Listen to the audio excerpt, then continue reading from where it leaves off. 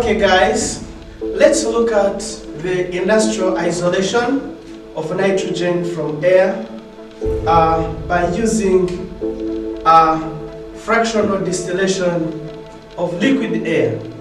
Yeah, this is an important method by which nitrogen can be manufactured on a large scale, on an industrial large scale. How is this process carried about? How does this process go on? During this process, air, of course, which is a mixture of gases, because you know, air is a mixture of gases. Basically, air is composed of nitrogen, which is 78%. It is composed of oxygen, which is 21%. It is composed of carbon dioxide, which is 0.03%. And it is composed of rare gases. It also is composed of dust particles and water vapor. Okay, let us see qualitatively how this mixture of gases is treated so as to obtain nitrogen out of it. As we looked at the flow chart, air is first passed through filters or purifiers, and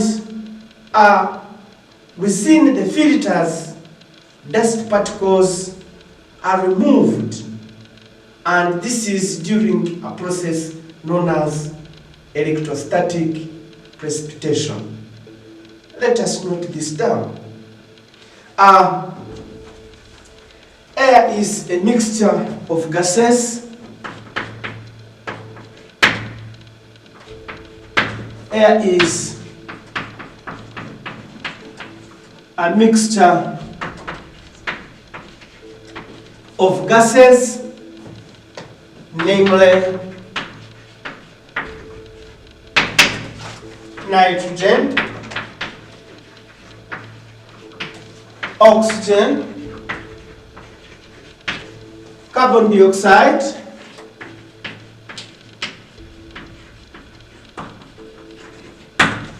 and rare gases.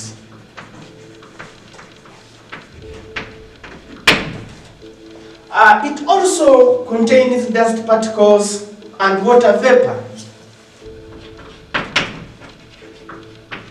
It also contains dust particles and water vapor.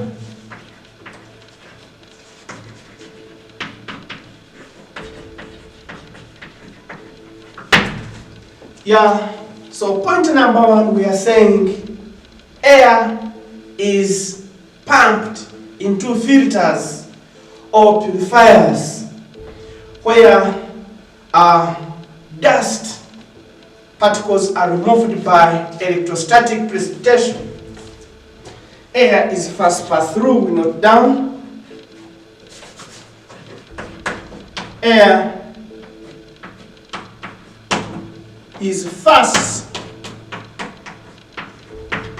passed through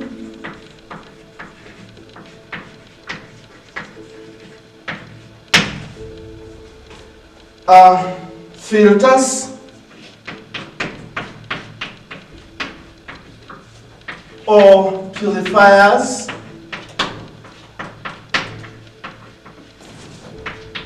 to remove dust particles. To remove dust particles by electrostatic precipitation.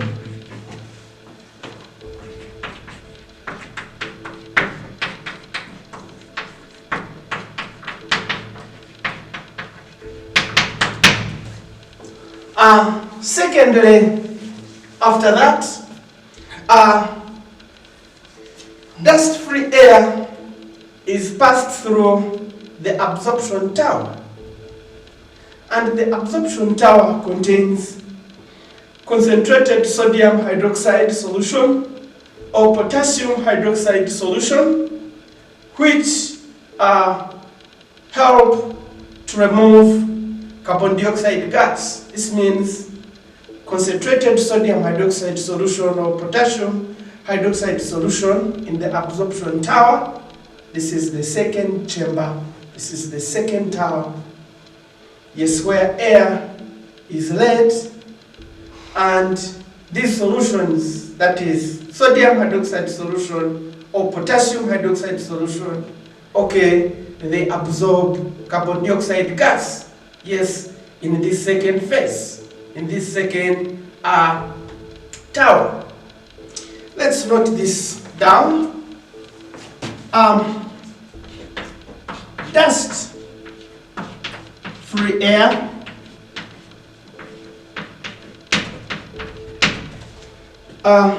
is passed through the absorption chamber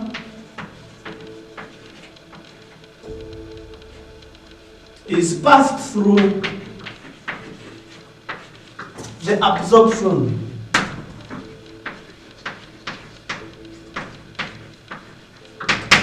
is passed through the absorption chamber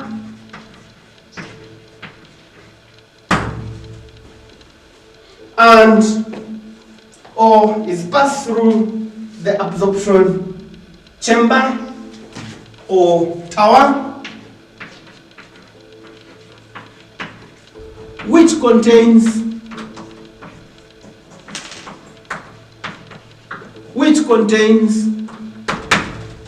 concentrated sodium hydroxide solution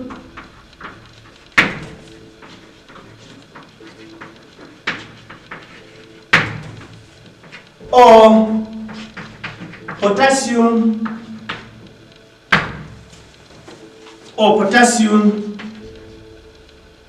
hydroxide solution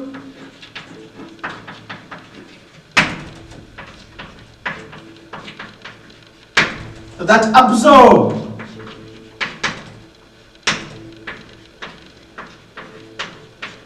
carbon dioxide gas,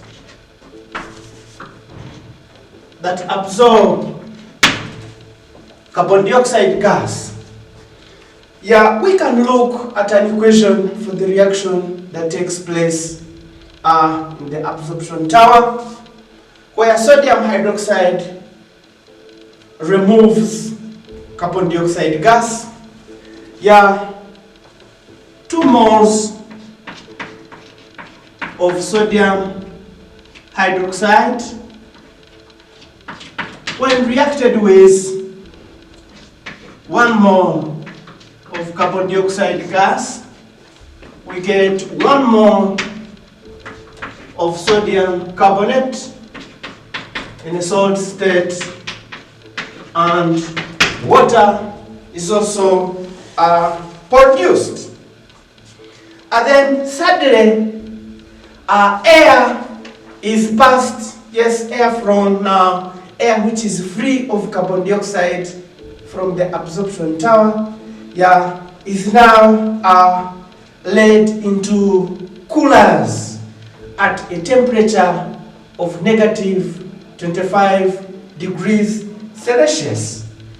And here what happens is, within the coolers we have got silicon gel, and this silicon gel removes water vapor from the air mixture.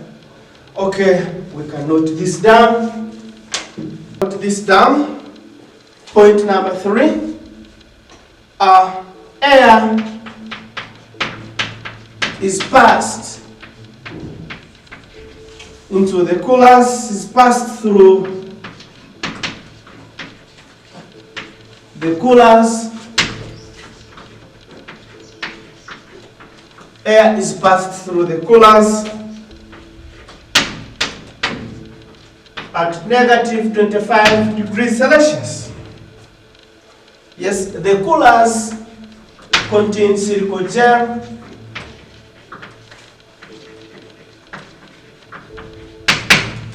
The coolers contain silicone gel.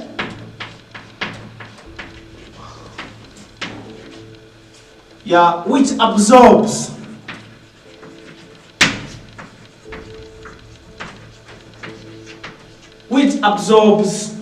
water vapor.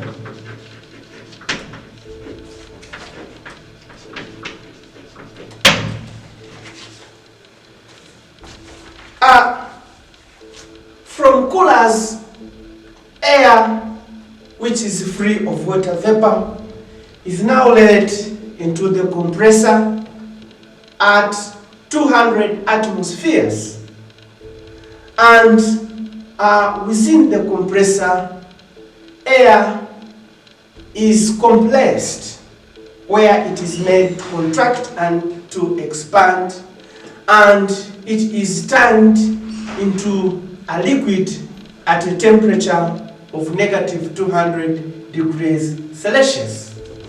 Yes, the vapor-free air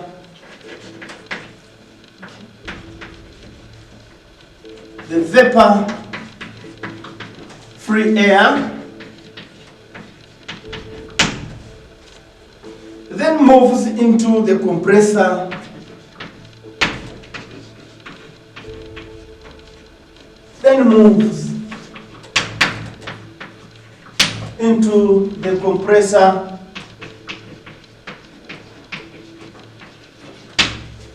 at 200 atmospheres.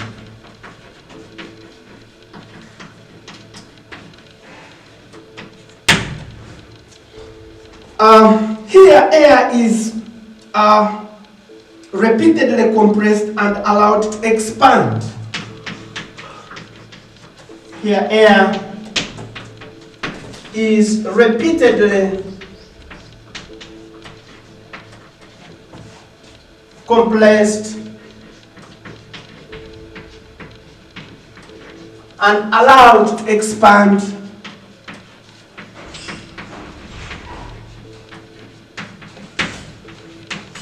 And allowed to expand at it is repeatedly compressed here. This air at this stage, it is repeatedly compressed, yes, and it is allowed to expand, thus cooling it. Thus cooling down, thus cooling it. Yeah, this air now, it is turned into a liquid at a temperature of negative 200 degrees Celsius. It turns into a liquid, or it turns into liquid air. It turns into liquid air. It turns into liquid air at negative 200 degrees Celsius. Yeah, this liquid air is finally delivered into the fractionating tower.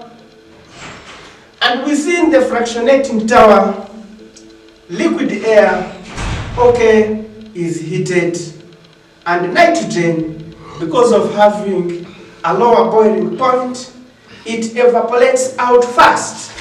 It comes out fast at a temperature of negative 196 degrees Celsius. Yeah, nitrogen is followed by rare gases, which do come out at a temperature of negative 186 degrees Celsius. And the last gas to come out is oxygen gas, which has a boiling point of negative 183 degrees Celsius. Okay, let's note down this. Liquid air is then passed into the fractionating column. This is the last point. Liquid air is then passed into the fractionating column. Liquid air is then passed into the fractionating column. Here it is slightly heated at negative 200 degrees Celsius. Here it is slightly heated at above 200 degrees Celsius. Here it is slightly heated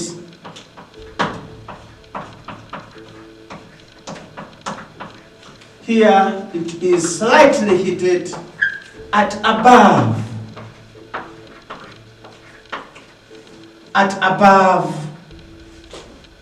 negative 200 degrees Celsius. And this allows nitrogen. This allows nitrogen gas. This allows nitrogen gas to separate out fast. This allows nitrogen to separate out fast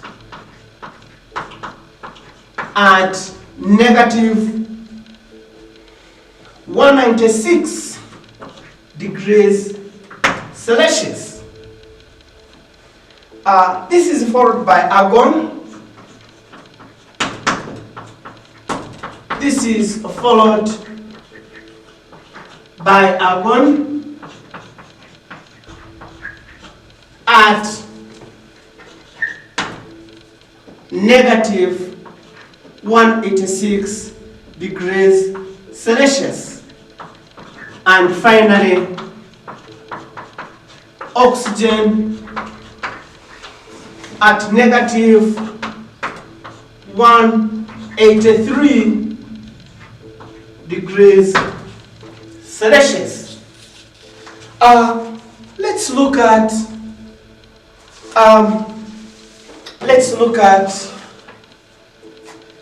the physical properties of nitrogen gas. Yes, what are the physical properties of nitrogen gas?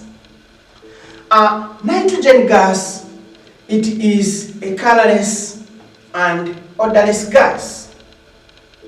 Nitrogen gas, it is less denser than air. Let's note down these physical properties.